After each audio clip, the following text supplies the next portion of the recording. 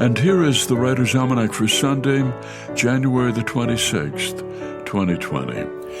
It was on this day, 1784, Benjamin Franklin wrote a letter to his daughter saying that he did not think the eagle should be the symbol of America. He described it as a bird of bad moral character. A much better symbolic fowl, Benjamin Franklin said, would be the turkey, a true original native of America, much more respectable bird. It's the birthday of the British playwright Christopher Hampton, born in Fayal in the Azores archipelago, 1946. He went to Oxford, studied modern languages. He wrote a play, When Did You Last See My Mother?, which was performed at Oxford and made its way to the West End. And at the age of 20, Hampton was the youngest playwright ever to have a play produced on the West End. He continued to write plays. He wrote a comedy called The Philanthropist. Hampton said, I had a conversation with my agent after The Philanthropist. She said, you've got a choice. You can write the same play over and over for the next 30 years, and you'll probably get even better at it. Or you can decide to do something completely different every time.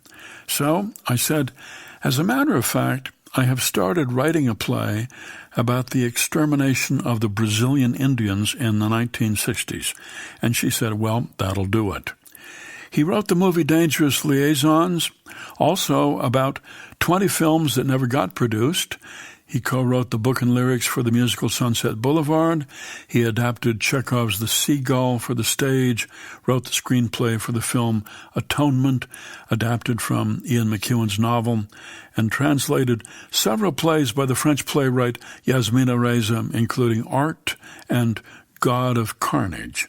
Christopher Hampton, who said, asking a working writer what he thinks about critics is like asking a lamppost what it feels about dogs. It's the birthday of the songwriter Lucinda Williams, born in Lake Charles, Louisiana, 1953, who said, above all, the listener should be able to understand the poem or the song, not be forced to unravel a complicated, self-indulgent puzzle. Offer your art up to the whole world, not just an elite few.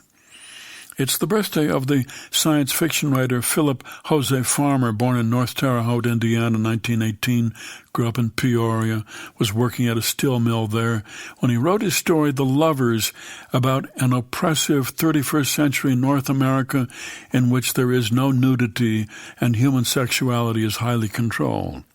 Up until then, sex was taboo in science fiction. Most science fiction editors assumed that their audience of adolescent boys would not respond well to it. But the story was published. He got an award for it, quit his job in the steel mill, became a full-time writer. Philip Jose Farmer, who said, imagination is like a muscle. I found out that the more I wrote, the bigger it got. Here's a poem for today by Edna St. Vincent Millay, her Sonnet Number 24.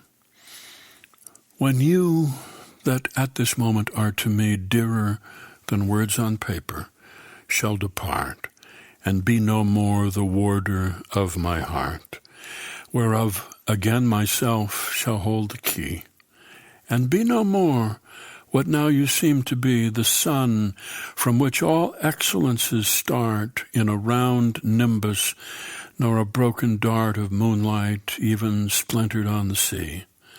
I shall remember only of this hour, and weep somewhat as now you see me weep, the pathos of your love, that like a flower fearful of death, yet amorous of sleep, droops for a moment, and beholds, dismayed, the wind whereon its petals shall be laid. Sonnet Number 24 by Edna St. Vincent Millay. That's the Writer's Almanac for Sunday, January the 26th. Funded by donations from listeners like you, now available on PRX for distribution by your local radio station. Be well, do good work, and keep in touch.